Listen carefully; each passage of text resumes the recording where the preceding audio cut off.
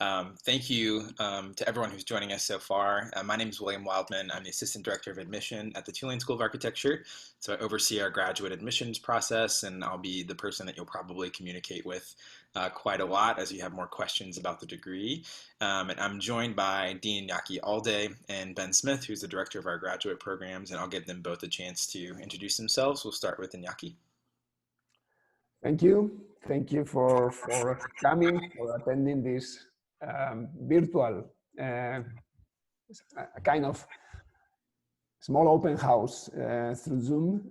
So welcome to, I would love to welcome to New Orleans physically, but that might happen in a few weeks, few months. As you know, New Orleans is a fascinating city. Is there any? Okay. New Orleans is a fascinating, is a city that is full of culture, is full of sense of humor, is a paradigm of beauty, of nature, of music, of culture, of social interaction, as you know, but it's also a paradigm of what the world's most pressing challenges are: social, racial complexity, environmental crisis, economic disparity, everything. So let me introduce myself. I am the Dean of the School of Architecture, Iñaki Alday, and I am an architect coming from Barcelona, where I keep my architectural office, designing buildings, landscapes, and public space. And let me, as Dean at Tulane University, let me introduce you quickly. The university is the smallest of the top American university, is one of the 45 Tier 1 research universities that accounts for US and Canada. So being small, we have the great opportunity of being nimble, of being flexible, of being very fast and very collaborative. And this is something that is very much playing out to our advantage in these times of uncertainty and health crisis. So thank you for joining Tulane, at least this information about Tulane. Tulane is also special because his origin, almost 200 years ago, it was founded to fight yellow fever, something familiar to us in these times. So we have never been an ivory tower. We have been a university that is committed to real and pressing challenges like the ones we have today. The School of Architecture is the smallest school, but is one of the most special and central schools at Tulane.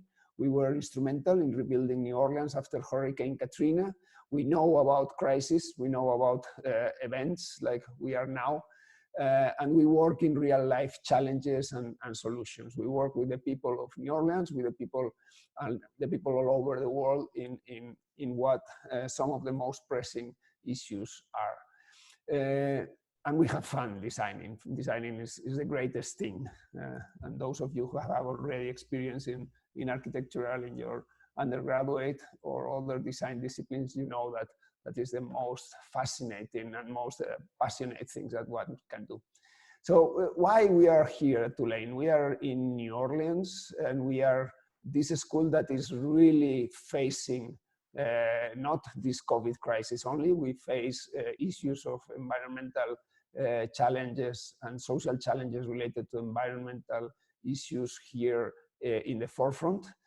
We are very committed to think seriously about how we are going to inhabit the planet in the next 20 to 30 years, and especially in these most vulnerable territories as the one that we are, the Delta of the Mississippi or many other deltas or coastal or river areas in the world.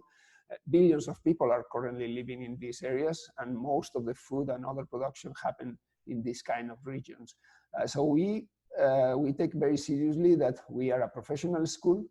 We educate professionals, but educate professionals that have a strong critical thinking and a strong innovation attitude to rethink how we are going to construct, how we are going to build our territories. And we know that the way we are doing it until now is not working. Every year there are several thousands of people that die in the world through floods, even in the US. You probably are in the news seeing behind the COVID crisis that there are severe floods in the Mississippi and other rivers. There's economic damage. This is a place where we learn how to deal with these social and environmental challenges. So as I was saying, the school has a geometry that is, in a way, a vertical axis. We provide design for the university in the bottom. We educate excellent professionals. That's what Tulane is very much known for. Our graduates are excellent professionals, and that's something that is not negotiable. On the other hand, we are experts. We are experts in some things. Like any school, like any university, we pick which are our big expertises. And we are experts in how to deal with social issues, how we empower our communities through architecture and design, and we are experts in how we deal, as I was mentioning, with water and with environmental issues, because we are in the forefront of this crisis. And we connect, through this, we connect all the expertises that we have at the school: architecture, preservation, sustainable real estate. And we have, as you know, graduate and undergraduate programs. And here we are talking about the graduate programs. Is your life choice for professional life. So we expect a really high level of commitment and excellency. So you are going to be pushed hard for this. The rewards is to become an excellent professional. And I don't know if I am an excellent professional, but I can tell you that it's an enormous reward to be able to design space that is going to be used for people, that is improving the quality of life of people. There's no other better experience in life than that. There's nothing more rewarding. So we have an excellent site. The building is an excellent space. Our building is a beautiful building that you may have been able to visit virtually somehow, and in the future maybe physically. We are going to renovate this building. You will have the opportunity of seeing the construction going on, the renovation, and it will be an extraordinary experience for you to end your degree in a renovated building. We have technology like every school. We have all the toys, from several 3D printers to the robotic arm, but everything is for a purpose. It's like parametric design a few years ago, basically doing screens, and now we know better. We are working in technology for a purpose: digital fabrication, not for cool sculptures or installation. We are about impacting industry and about impacting people. And we use a unique combination between community engagement through the small center, for instance, and advanced fabrication. For instance, with the work of Adam Modeshit, or the domestic space of Byron Mouton. So you can learn about the work of the small center or the work of Urban Build, that does a house, which is a miracle, designed and built by the students every year, a new house. So this is your choice when you are looking at a graduate school. It's important to look at the environment, not only the climate and the landscape, but also the cultural complexity, the social diversity, the challenges, which is the environmental urgency and the decisions that you can do in a place like this. And therefore, which is the kind of professional, the kind of architects that you want to be. So we have a very clear understanding of what is the kind of architect that has to come to Tulane. An architect that is committed to excellence in professional work, but also that's not enough to take a leadership role as shaping the built environment with new ideas and with innovation. Architects that have a broad understanding of the field. We know that it's not enough to do a pretty object. The objects are placed, are constructing a city, are constructing a territory, and everything is metabolic now. Everything is interconnected. So every time we are making an intervention, we are transforming a space that is in the planet and has multiple implications in multiple scales. And in this sense, let me be clear, because our commitment is that we need to make architecture much more influential than what it is. Maybe our fault as architects, not having focused in the things that matter for decades, but we are very clear that this is something that we need to change, because we need to change how we are building our cities and our planet in a much more sustainable, in the deep sense of sustainability world, how we sustain our life here. So we are here in the Gulf Coast, in the coast that is in front of these challenges, and we are really reformulating what it means to be an architect today and for the future. part of a much larger culture. So I hope you are interested, and I'll leave you here and pass the word to the graduate program director and to William, the director of admissions. Before we go over to Ben, I just want to highlight one thing. We're using the Q&A feature at the bottom of the screen, so if you have any questions throughout the entire presentation, feel free to use that Q&A feature to ask your questions, and when we get to the actual Q&A portion towards the end, we'll have questions ready to answer. Thanks. Hi, everybody. Thanks so much for tuning in today. And I wish we were doing this in person, but thankfully we have advanced technologies that allow us to do this remotely and digitally. My name is Benjamin Smith. I'm the director of the graduate architecture program at Tulane School of Architecture. I'm also an assistant professor of architecture and engaged in research, design, teaching, etc. You know, my background includes a graduate degree, like all of you that are going to be tuning in for this broadcast. I did a 3.5-year professional degree, worked professionally for a number of years in Los Angeles and in Paris, and then did a PhD. I'm currently working on a book. I teach in a wide variety of courses at the school. I teach design studios, the core history theory courses, representation classes, etc. But I wanted to start off by just giving a brief statement about the program and kind of the aspirations of it, as well as to contextualize it. But at the core of Tulane School of Architecture is its commitment to design excellence and social responsibility. So being directly tied to that mission, the graduate program benefits from having diverse options to engage those topics, with studio, seminar, and lecture courses that bridge intellectual, technical, social, and physical areas. Our graduate students examine architecture by understanding its discipline and its consequence. To impact culture in positive ways, our students use architecture to ask challenging questions and deliver powerful solutions, whether that be an exciting statement and visualization, a design build project that serves the New Orleans community, or in a research studio exploring alternative strategies in sustainable building practice, among many others. So at Tulane School of Architecture, we have several different graduate program offerings. The first is the Master of Architecture, and that leads to an accredited degree necessary for licensure in the United States. So those of you that are tuning in who are interested in the Master of Architecture track, you've probably heard of the acronym NAB before, the National Architectural Accrediting Board. And so our 2 tracks of the Master of Architecture are accredited by NAB, and they are a 3.5-year track. And the 3.5-year track is for applicants without or limited prior education in architecture. That was somebody like me. So I did an English and fine arts double major at a small liberal arts college, and then applied for a 3.5-year graduate track. And then we also have a 2-year track. That's the advanced standing track. And that's for applicants with a non-professional degree in architecture, such as a Bachelor of Science degree or an equivalent. We have one post-professional degree, and that's the Master of Science in Architectural Research and Design, the MSARC degree. And that is our most advanced research venue at Tulane School of Architecture. It's intended for applicants with already having an accredited professional degree who are interested in teaching and advanced research in the field.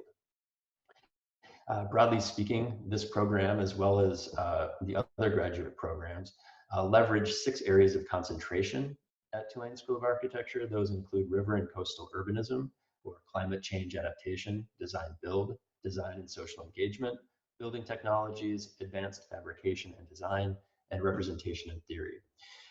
Those areas of concentration build on the expertise of our faculty and work as research groups that exist within the school. I would like to switch over to the website to talk about some of the particularities of the curriculum and also to show you all the website. I'm sure you're all familiar with it. If you were able to attend the Zoom meeting, you've probably been to our website before, but I will share my screen and just to help you navigate to the locations that I'm referring to.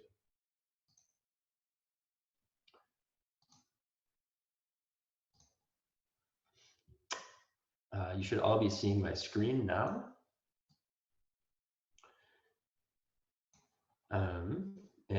It's just Google Chrome, and I think you'll all be seeing that. So if you go to, this is our homepage, right, the Chilean School of Architecture homepage. And if you go to Explore, you get a drop-down menu, and then you can go to Architecture. And here is where the graduate degree programs are listed. So the Master of Architecture 1 and the MS-ARC degree. So first, the Master of Architecture 1. You can see the different tracks that we have here, dual degree options. I know a handful of people that might be tuning in are interested in the dual degree options. That's where you would do a combined degree with the architecture program, the Master of Architecture and the Master of Preservation Studies, or architecture and the Masters of Sustainable Real Estate Development. So first, the 3.5-year track, it's worth spending a little bit of time to go through this curriculum since it is the lengthiest of our programs. So the 3.5-year program, just a short description of that. But then this is how you would find the curriculum display. And that's where you can get a good sense of the courses that we offer at this, as well as the sequence of courses that you'd be experiencing in our programs. So one thing that you will notice, and this is a curriculum display that was produced in April of 2019, we refer to the first set of courses as a summer session, and the 3.5-year track, that is typical. But this year, because of COVID-19, we are pushing that semester forward. So the first semester will be taking place in the fall. But the studios, you begin with an architecture studio and an intro to architecture class, as well as site strategies, digital media, history, theory, and urbanism, etc. The architecture studios begin with technique and skill building courses and exercises, and they develop with greater and greater complexity. Okay, so for the 3.5-year students entering the program, the idea is that you're essentially starting to build the foundation to understand and mobilize the skill sets of architecture and an architect. By the spring semester, you're continuing along those lines and continuing to grow the complexity of architectural projects that you'd be working on. So currently, our spring semester students in their first year of the 3.5-year sequence are currently working on a housing studio. They're working on a housing project. In the fall of your second year, that's when you begin to take what we call our advanced studio electives. And those are our research studios as well as other options studios. Currently, we offer a host of research studios, and those, if you can remember back to when I was talking about those 6 areas of concentration, the research studios are really mobilizing research activity of our faculty along those lines. Currently, we have 2 studios that travel, and hopefully in the fall, all of our studios will be able to travel as well. And those have been generously funded and provide students in those studios with a research trip to Addis Ababa and India. Also in that semester, when you'd be taking your first research studio, you have a structures course, an advanced digital media course, and an architectural research methods class. And those are all what we would call core classes. Those seminars and lecture courses, those are core classes, where the advanced research studio or the studio elective, that is technically an elective studio. In the spring of your second year is when you would do your integrated studio.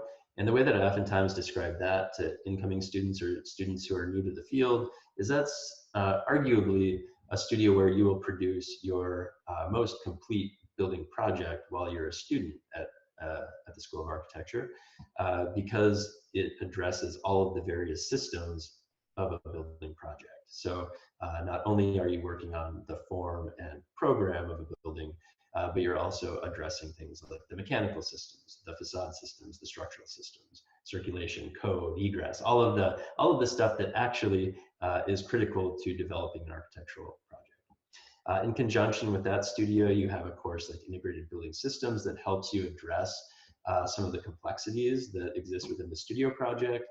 And those are really meant to work in concert with one another. So you'd be working on your studio project as kind of the test case to be developing the skill sets that are in that course.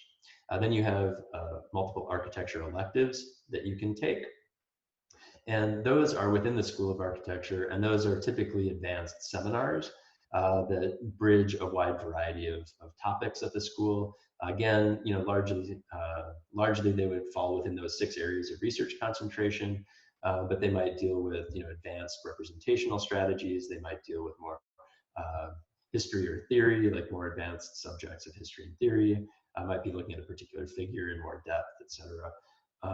And environmental sustainable systems, things like that. But those tend to change year to year based on the research interests of the faculty, as well as if we have visiting faculty coming to visit the school. In your last year, in the 3.5-year sequence, you would be continuing to do your second advanced research studio or advanced studio elective. And then you also make the decision at that point in your academic career to decide to do thesis or to decide to do another advanced research studio the following spring. Currently, we make thesis optional for our graduate students, and that is in large part due to the vast number of students that want to participate in some of our design build offerings. And some of those require a multi-semester sequence. So for example, the urban build studio runs in the fall semester and the spring semester in the academic year. So if you're not familiar with that studio, Urban Build has its own website, and it's actually a really robust website with a lot of the former examples. So I think they're around 15. I could be mistaken on that, and Yaki can correct me on that one. But that's where the students design a house in New Orleans for a location or for a site in New Orleans in the fall semester. And it's a collaboratively driven studio. And it begins as sort of an in-house competition where the students design a residence in teams. And then the students vote and select the winning scheme.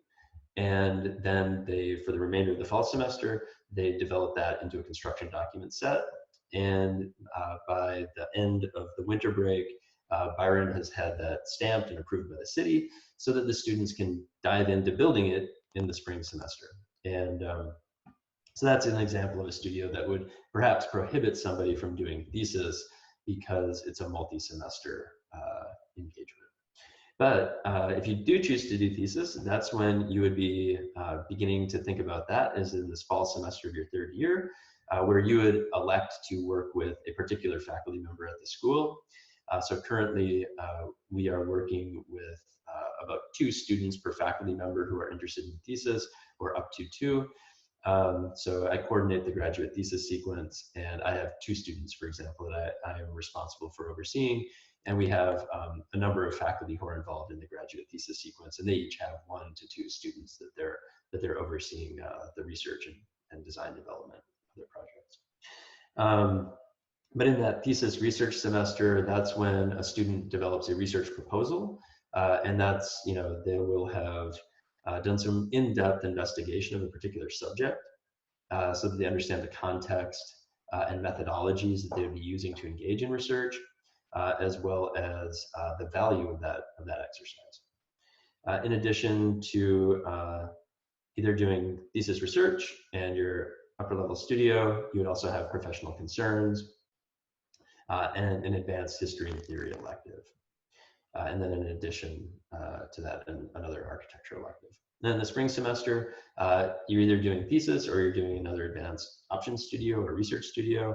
And then you have professional concerns too, which is an advanced BIM class, and then another advanced history and theory elective. Again, the skill building at at the program level is that you come in to learn a vocabulary, skills, techniques. You're building up that kind of muscle memory, so to speak, of how to work in architecture, being able to produce highly communicative drawings, etc. And then as you grow through the program, you engage with greater and greater complexity. You address questions with greater depth, etc. So if the beginning is about kind of broad exposure to the field and the discipline, as you progress, you're diving more and more deeply. So when I advise students, I always encourage them to think about their electives as ways to begin to think about their future careers. So how you structure your electives is very instrumental to the type of architect, let's say, that you want to be. So getting that specialization, that expertise that you'd want to be getting as a graduate student. I can switch gears here to the other. I mean, it's very similar. It'll look very similar. So the 2-year track, I won't go through it in the same type of depth, but the 2-year track of the Master of Architecture program, essentially, you do not have that first 3-semester sequence, right, of the 3.5-year track, and you begin in the fall semester, jumping right into an advanced research studio. And you would be joining the students in the 3.5-year track who are in their 2nd year of the program. Okay. And so I won't go through this again. I mean, it's the same sequence, but essentially you can get a sense of what that timeline looks like and the types of courses that you'd be taking and the duration and credit hours, et cetera, that would be required for that degree. They are both Masters of Architecture degrees. Again, the difference being that in one track, it's students who have little or no prior training in architecture, and the 2-year track, students who have a previous Bachelor of Science degree or an equivalent type of degree. And then lastly, I'll just quickly go through the Master of Science in Architecture degree. And to do that, I'll go back a page and then go to the MSA-RC. Okay.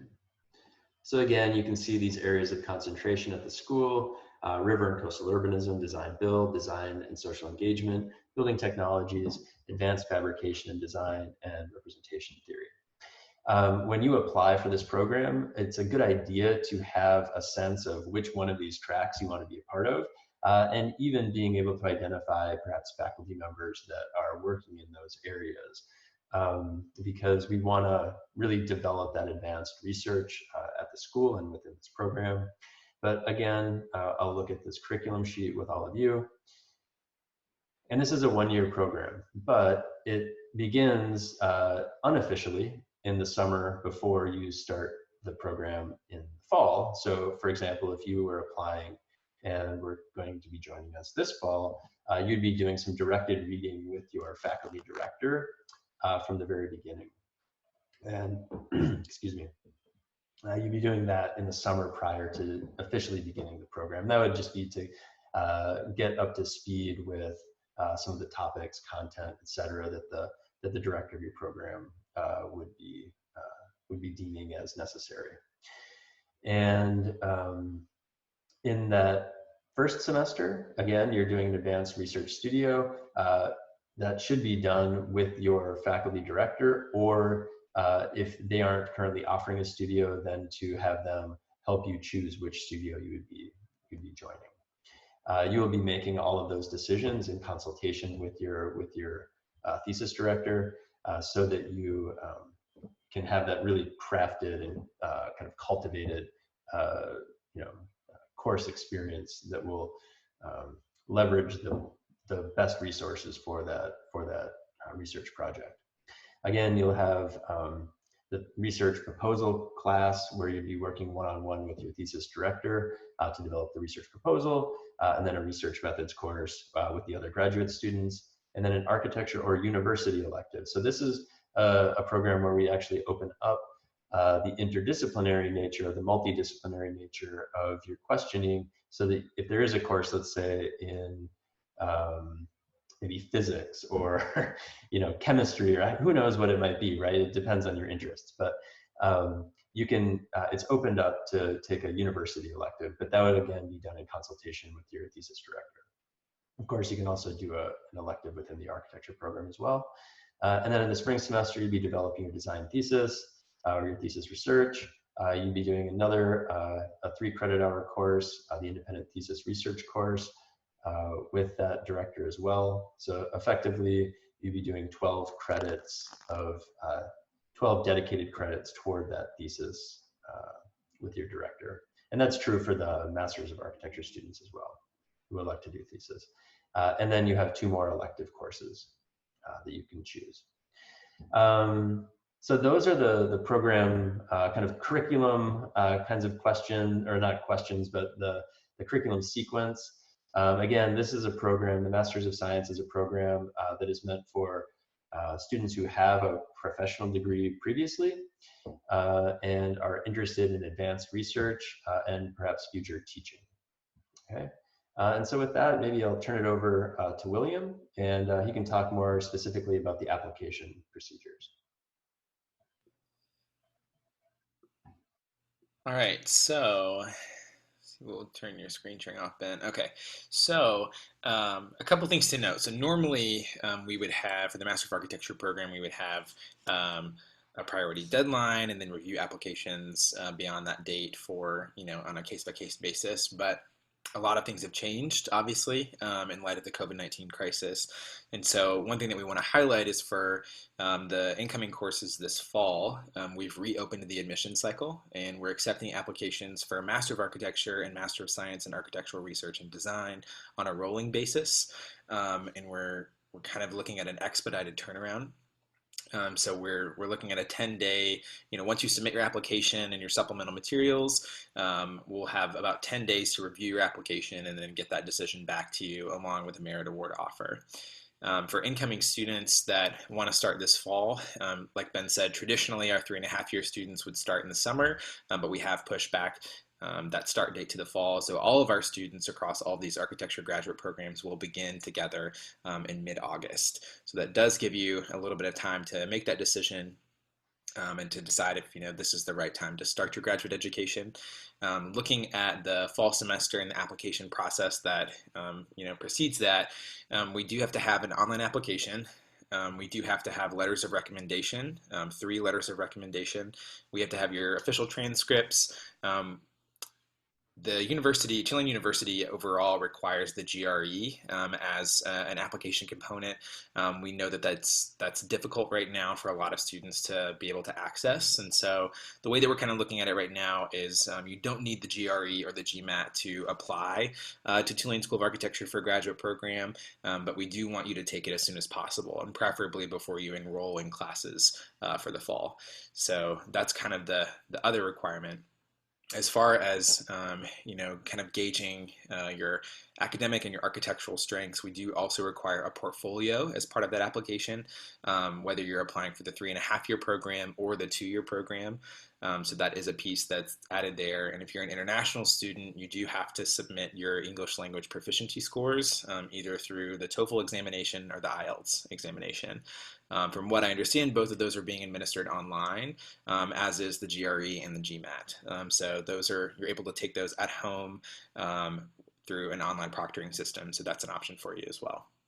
If you're thinking about applying to the programs beyond this incoming fall semester, typically our priority deadline is sometime in mid-January. That's when we try to encourage everybody to have their applications in. So if you're preparing an application this fall to apply for the next fall, that's kind of what you want to aim for. I try to encourage all graduate students to kind of get that completed in the month of December so that we're not crunching deadlines in mid-January. That's kind of the overall process. Typically, we'll have your application submitted. We'll have a committee review. Right now, I think Ben is doing the sole reviewing of those applications, and so that's kind of the process that we're looking at. If you have any specific questions about that, you can always reach out to me, and I'm happy to kind of guide you through that process. But it is fairly quick as far as completing the application and then just gathering all the supplemental materials to get those submitted. We don't require an application fee, so it is entirely free to apply to our programs, so that's something to keep in mind as well. And I think that that's pretty much the logistical side. So if we want to open it up for questions now for all three of us, I know that we have a few questions. One of those is, when is the deadline to apply for the master's program? I think I just answered that, but just to reiterate, for students who are looking to come to Tulane in the fall, the deadline is kind of lenient right now. We're accepting applications on a rolling basis. Normally, the priority deadline would be mid-January. Ben, I'll direct this question to you, and then Iñaki, if you want to add some onto it. Someone's asked, can you explain a little bit more specifically about the concentrations and the examples of what those students within those concentrations might be researching now? Yeah. You know, Iñaki, maybe you want to start by talking about the river and coastal urbanism. And I mean, I'm happy to also talk about, I'll talk about a couple of them. You know, my screen looks a little fuzzy. Hopefully that'll clear up. But design and social engagement, I would say that would be looking at courses and activities at the small center and checking out what the programming and work that's being done at the small center is. And they're doing a lot of work either in design build as well as kind of visioning programs with various organizations in the city. Design build is also run through the small center as well as the urban build program. Design build can also happen in fabrication, etc. The building technologies, there's a studio that's currently being run by Kentaro Tsubaki that's been looking at precast concrete and how that can address flooding issues in the city of New Orleans. Advanced fabrication design, you know, that's, you know, dealing with, you know, advanced tools, advanced softwares that would include robotics, milling, 3D printing and rapid prototyping, as well as the developing software to engage with those tools.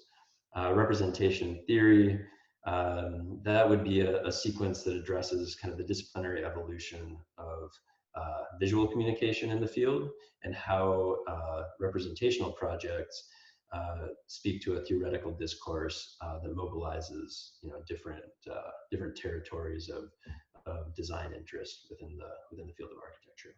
But maybe, Iñaki, you want to talk about river and coastal urbanism, because I think there's several research studios that are currently dealing with that as a subject. Thank you, Ben. Yes, and I will explain a little bit the concept of the research groups that we are working with and in which you may be part of. I'm one of the faculty members that are doing research in this area of how we produce architecture and cities or transform cities in these river and coastal environments. The work that my team is doing this past year, we have been working in India, in Delhi. You may know the book, The Yamuna River Project, New Delhi Urban Ecologies, which was one of the best top 10 books of last 2018 by the German Architecture Museum. You can check it through internet. So we continue doing work in New Delhi and the relation with the most polluted urban river in the world. We have expanded the research group to work in Rajasthan in collaboration with the University of Virginia in partnership in the city of Jaipur. And we traveled last October with the graduate students that were in my research group, 11 of them to Jaipur for 10 days. And another research project in Quilmes, Argentina with the municipality. All these projects are committed to very, very real and urgent issues and are in collaboration with different agencies, often government. In Jaipur, we are working with the Deputy Chief Minister of the state, the largest state in India. And I have been working with 2 research assistant professors Monisha Nasa in India, and Mario Monclús in Argentina. Monisha will continue next semester, and the idea is that the research group will have this research assistant professor, myself, the graduate students in the MArC 2 or 3.5 years that enroll as team members in this studio, plus the post-professional students that are enrolling this year, and potentially graduate research assistant as part of this group. Every team member has responsibilities in developing specific models and solutions for certain urban conditions. And as a whole, the team proposes holistic solutions to, in this case, Jaipur or Quilmes, this socio-ecological understanding of how the matrix of the city will be transformed to keep surviving. Because in the case of Jaipur, for instance, the problem is extreme scarcity of water. Last summer, they were 10 days out of water, only reserved for 10 days for 5 million people, which is a huge crisis. I see that, in this case, this work that we do is very important to travel to the place, in this case to Jaipur. And the next year, we are expecting to travel in the beginning of October 3rd to 11th. As you can imagine, there's uncertainty in terms of traveling. We are expecting start in person the semester here in New Orleans in August. We are very committed to that, but of course we will be ready for any circumstance, and we may need to push back slightly the trip, but we will be planning further ahead, because there are a lot of issues in place. There's the meetings with the different areas of government, agencies there, the opening of an exhibition of the work done the last semester, etc. So it's a complex choreography of a trip that is a really intense trip of field work with a lot of commitments. I don't think I need to add anything else, but that, well, related to this condition of the COVID and this uncertainty, also to reinforce what William was telling before about this special application cycle that we have opened, that it has two reasons. One is the uncertainty and the difficulty to make decisions in the present situations that many of you have, but also the understanding that you are facing, many of you are facing challenges in terms of the job market, and that some of you are thinking in advancing the timeline for your graduate education, and this is something that came to us very quickly with our own graduating class. So I'll leave it there, William. Yeah, one follow-up question, Iñaki, that someone submitted was that if the research studios aren't able to travel in the fall, is there a possibility that travel or that the studios would be postponed to the spring? As I was mentioning, right now we will be monitoring the situation. For all that we know now, we will be able to continue with the schedule that we have. And because, as I was mentioning, there's so many conditions linked to these travels. It's not just like take the plane and go. There's a number of meetings set up with the chief minister of the state, with high authorities, but also with members of society, openings of exhibitions and other stuff. So we'll be playing by the ear and adjusting depending on circumstances. Right now, we are committed to start the semester in person, and for all that we are seeing and foreseeing and studying in not only how things are developing here, but has developed in other countries that have gone with the wave earlier than the US, we expect to start by the end of August in person and keep our schedules. I did want to just add a couple of things about the research areas, and I just want to touch on some of the subject areas. I pulled up a sheet that I had that might help clarify some of that as well. So like in advanced fabrication and design, subjects will include, among other things, I'm sure, but robotic assembly and material finishing, automation and simulation, computational geometry, technology theory and discourse.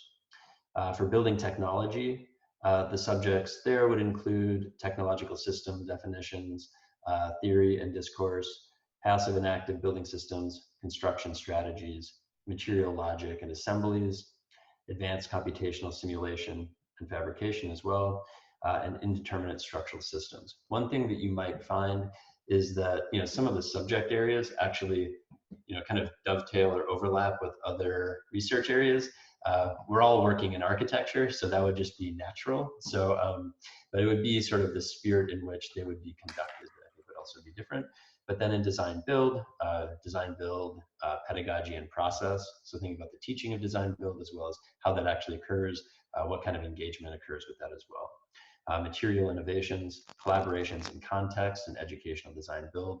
For example, last year, a group of us put together a symposium on design build called Fieldworks. There's currently a book in process addressing that subject and that symposium, but it was a really wonderful collaborative exercise between faculty at Tulane, but then also having extended a series of invitations to about 15 or 20 outside speakers, and it was a really wonderful event, multi-day event at the school. Other subjects in design build would be post-occupancy analysis and design build projects. And then in the representation and theory section, defining representational discourse, right? Contemporary aesthetic culture, as well as technique and content. And then Iñaki covered river and coastal urbanism. But then in social engagement, that would be modes and methods of engagement, impact evaluation of design processes and intervention, the role of engaged design in solving complex problems, and design's relationship to society and the built environment. So that's a pretty broad overview of the subjects. But again, we're all working within the field and discipline of architecture and how that field impacts culture, the environment, cities, landscapes at large. So even though there is some diversity, well, there's clear diversity within the subject areas, the commonality is that we do all talk together, in reviews and in various formats. Perhaps to complete this, and I talked about my own group inside the research and the River and Delta Urbanism and Architecture group, but in the same group you have Professor Margarita Joubert, Professor Rubén García Rubio, Professor Richard Campanella. Margarita Joubert is working here in New Orleans, in the port of New Orleans. Rubén García Rubio is working in Addis Ababa, Ethiopia. Richard Campanella is also working here in New Orleans, and other names that you should check in the web and gather information about. Amar Eloeni in advanced fabrication, Kentaro Tsubaki, as Ben had mentioned before, in building technologies, Byron Mouton in design build, or Anne Joachim and Scott Bernard in social engagement. These are some of the leaders of these research groups in the different research areas. All right, we have one last question. When do we think we might know if classes will be held remotely or in person in the fall?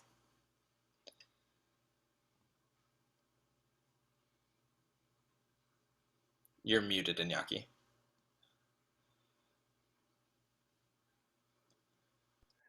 As you can imagine, we made the decision some time ago about moving to online in the summer without hesitation. We were also much earlier than anyone else here in this region in moving to online to remote instruction in the rest of the spring semester quite quickly, also because we are extremely well prepared.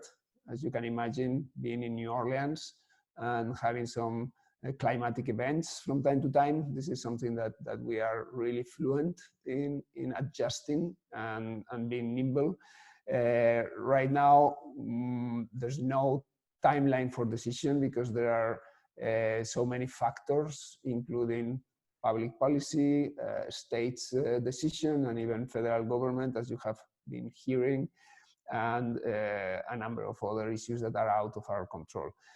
Again, all that seeing is in the direction of starting in person in New Orleans in August.